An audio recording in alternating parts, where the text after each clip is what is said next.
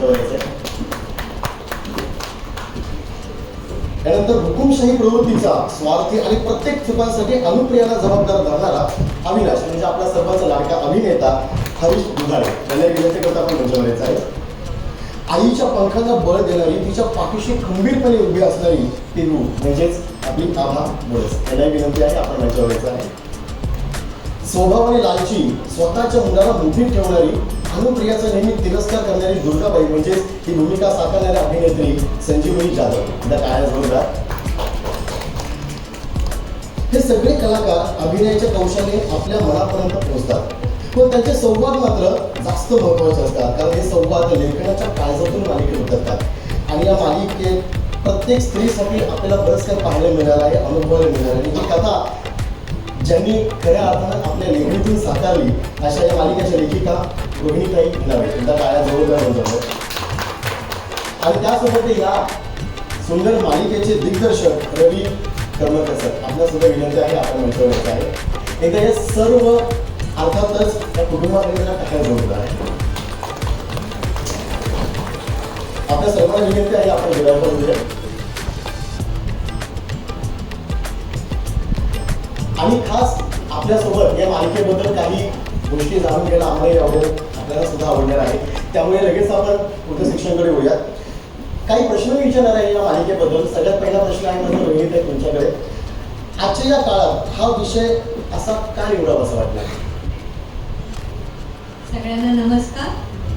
गेली जवळजवळ 30 वर्ष मी स्त्री केंद्रित मालिका लिहित आले आहे आणि आणखी एक मालिका अशी मी अशा दृष्टीने मी कधीच कुठल्या मालिकेकडे बघितलं नाही. प्रत्येक मालिकेमध्ये काहीतरी वेगळं द्यायचा प्रयत्न केला आहे. आता आजच्या काळात म्हटलं तर कालचीच गोष्ट आणि कालचीच बातमी आहे की त्या डेंटिस्ट मुलीने आत्महत्या केली. तर मला सांगा की आज ही कालबाह्य गोष्ट आहे का? वैष्णवी हगवणेचं सुद्धा उदाहरण आपल्या समोर आहे. आणि तुम्हाला मी सांगू इच्छिते की आमचा एक ग्रुप आहे, जवळजवळ 2 लाख बायका त्या ग्रुपवर आहेत. त्यामध्ये त्या बायकांचे प्रश्न वाचून मला खरोखरच असं वाटलं की काळ बदलला आहे का? स्त्रीला स्वतःची जाणीव झाली आहे का? की सहन करत राहणं हीच आपली नियती आहे असं आजही स्त्रियांना वाटतं का? तर अशा या स्त्रियांकडे एक मुलगी आहे, ती MBBS गोल्ड मेडलिस्ट आहे, तरी सासू सासऱ्यांचं वागणं, नवऱ्याचं विचित्र वागणं हे सगळं ती सहन करते. तर या सगळ्या स्त्रियांमध्ये आत्मभान जागं करणं, त्यांना शिकवणं की रोज एक नेम तर स्वतःवर प्रेम कर, हे शिकवण्यासाठी, हे सांगण्यासाठी म्हणून ही कथा मी लिहिलेली आहे. आणि मला असं वाटतं की प्रत्येक स्त्रीला काही ना काही यातनं घेता येईल, शिकता येईल. नक्कीच, धन्यवाद. पुढचा प्रश्न आहे माझा अनुप्रिया म्हणजेच दीप्ती यांच्यासाठी. रोजच्या भूमिकेतली दीप्ती आणि मालिकेच्या भूमिकेत अनु, तर या दोन्ही भूमिकेशी तुम्ही कसं रिलेट करता? वेगळी नाहीच आहे मी, तशीच आहे. म्हणजे घरी पण अशीच आहे मी. आणि अनुप्रिया आणि दीप्ती या सारख्या आहेत. म्हणून जेव्हा मला ही कथा ऐकवली गेली मला खूपच आवडली. फक्त फरक हा आहे की माझी फॅमिली, माझं कुटुंब हे मला खूप सपोर्ट करतं. माझं आणि माझ्या सासूबाईंचं म्हणजे त्याची ओढ पण खूपच छान नातं आहे. आणि तेच माझ्या नवऱ्याबरोबरही होते की तो खूप सपोर्टिव्ह आहे, मुलगी पण सपोर्टिव्ह आहे.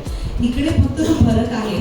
पण काय ना, मालिका म्हटलं प्रेक्षकांपर्यंत ते आपल्याला पोचवायचं असतं की तो डेली सोप आहे. तर काहीतरी त्यात एक वेगळेपणा किंवा सेमच गोष्ट वेगळ्या पद्धतीने सांगणं हे गरजेचं असतं. थोडं ड्रामॅटिक जास्त असतं. तर हाच फक्त फरक आहे. सीन करताना मला खरंच तुम्हाला सांगायचं की मला असं वाटतं की ही मीच आहे. आणि जे काही चेहऱ्यावर हावभाव येतात किंवा जे एक्सप्रेशन येतात ते तसेच येतात, दीप्ती म्हणूनच येतात.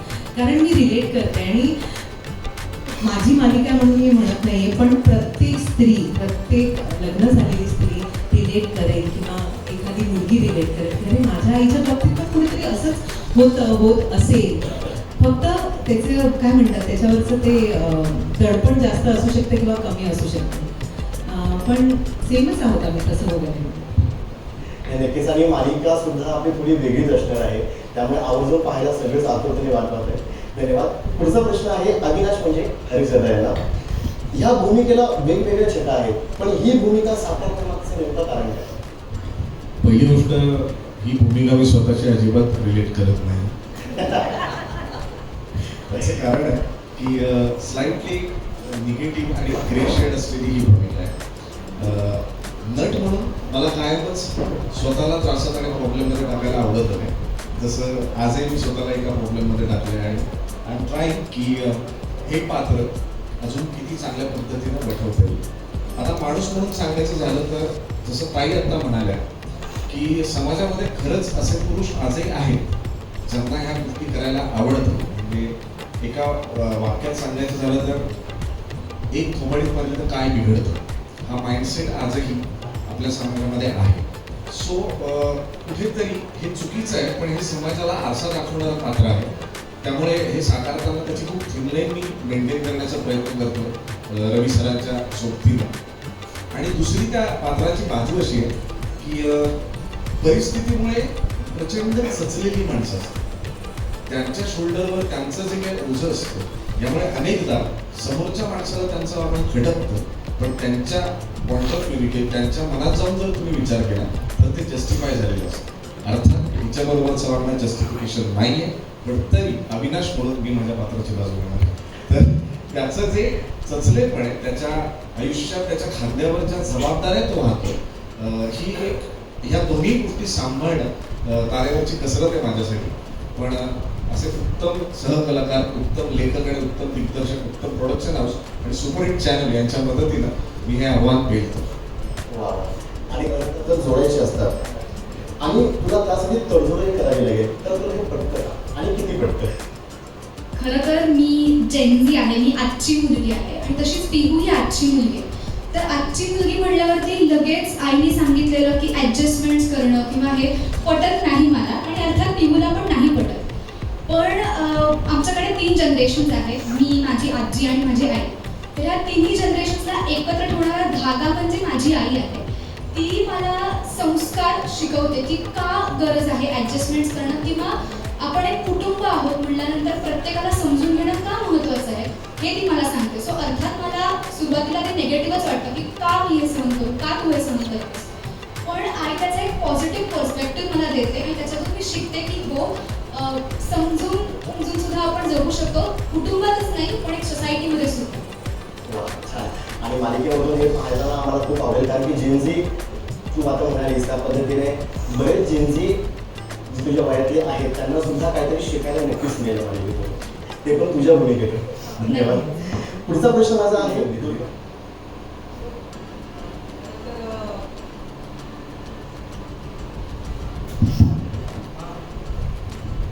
हॅलो. खरं तर ही भूमिका जरा वेगळी आहे.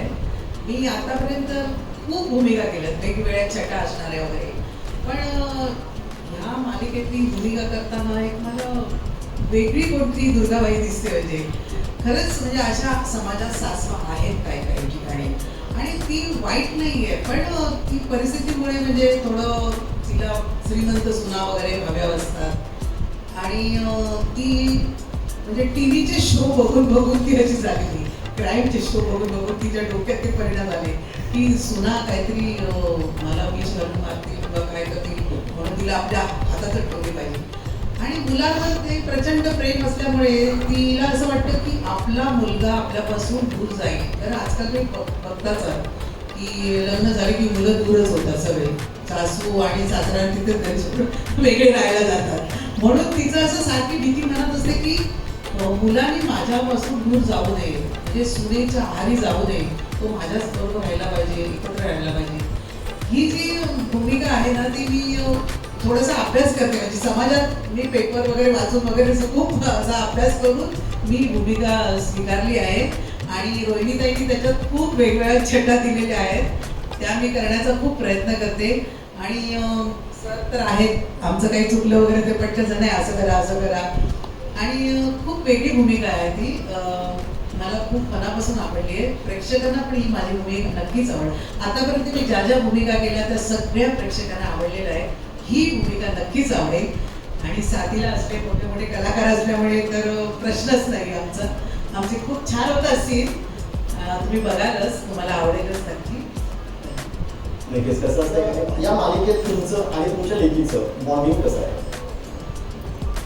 तिचं माझ्या मुलीचं आणि माझं आणि हिचं आणि दोन्ही कम्पेअर केलं तर बॉलिंग कसं आहे? सारखंच आहे मला वाटतं, है ना?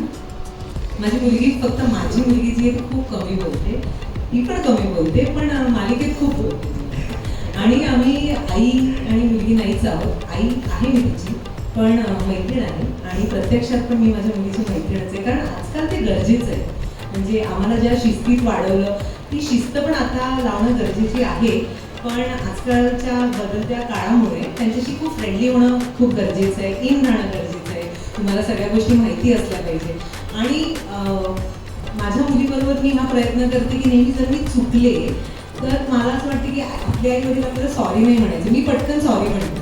आणि पिहू आणि माझ्या बाबतीत पण असंच होतं की मी तिला समजावते, पण तिच्याकडनं बऱ्याचशा गोष्टी शिकते पण, आणि तिला सॉरी पण म्हणते, ती पण मला सॉरी म्हणते. सो ते रिलेशन एकदम छान होऊन जातं, एकदम आपलंसं होऊन जातं. जरी ती भीती राहत नाही की ही माझी आई आहे, किंवा प्रत्यक्षात पण माझ्या मुलीला माझी भीती नाही. आणि मला वाटतं पिहू आणि आभा या दोघांनी माझी भीती नाही अजिबात. म्हणजे आम्ही शिकतो एकमेकींकडनं. आणि सीन करताना पण आम्ही ऑफकोर्स थोडंसं काय म्हणतात एक्सपिरियन्स जास्त असल्यामुळे मी जर तिला सांगते तर ती ऐकते, पण त्याचबरोबर तीही मला बऱ्याच गोष्टी शिकवून जाते. किंवा आता ज्या पद्धतीने तिने इतकं छान उत्तर दिलं आणि I felt so proud about it. खूप छान, घाबरली होती आधी, पण तसंच आमचं नातं आहे, छान गोड. आणि मालिका म्हणजे सीन्स करताना पण आमच्या दोघींच्या बाबतीत आम्ही खूप बिनधास्त असतो, कारण हे मला सांगायचं आहे.